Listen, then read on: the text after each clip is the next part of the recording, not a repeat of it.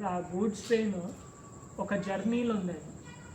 So కొన్ని conditions వల్ల ప్రజెంట్గా అది రెస్ట్ తీసుకుంటుంది. దానికని ఇది ఏమంటారు డెస్టినేషన్ రీచ్ అవ్వకుండా ఉంటుందా?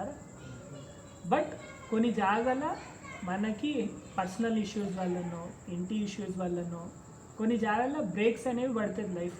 సో దాన్ని మనం ఛాలెంజ్ లాగా తీసుకొని దాన్ని ఓవర్కమ్ చేసుకొని ముందుకు పోవాలి. కానీ అదేదో గూడ్స్ ట్రైన్ ఆగిపోయింది అది ఇంకెక్కడ పోదు అనేది కాదు. అది ఇవాళ కాకపోయినా రేపన్నా కానీ దానికి ఒక గ్రీన్ సిగ్నల్ వస్తుంది, దేవుడు ఇస్తాడు ఆ గ్రీన్ సిగ్నల్. ఆ గ్రీన్ సిగ్నల్ని తీసుకొని పోయి ఆటోమేటిక్గా మూవ్ అయిపోతుంది, ఆ డెస్టినేషన్ కూడా రీచ్ అవుతుంది గూడ్స్ ట్రైన్. కాబట్టి నీ లైఫ్లో కూడా ఇది ఒక జస్ట్ ఒక రెడ్ సిగ్నల్ బ్రేక్. సో నువ్వేం చేయాలి, అప్పటి వరకు ఈ గూడ్స్ ట్రైన్ వాళ్ళు ఎట్లా సర్వీసింగ్ ఉన్నా ఏదైనా రిపేర్స్ ఉన్నా ఏదైనా దాని ఫిట్నెస్ మళ్ళీ రీఫ్రెష్ చేసుకుంటున్నారో అట్లా నీ స్కిల్స్ని నీ కాన్ఫిడెన్స్ని మళ్ళీ రీఫ్రెష్ చేసేసుకొని ఒకసారి ఆ గ్రీన్ సిగ్నల్ రాగానే ఇమీడియట్గా స్టార్ట్ చేయి నీ గేమ్ని.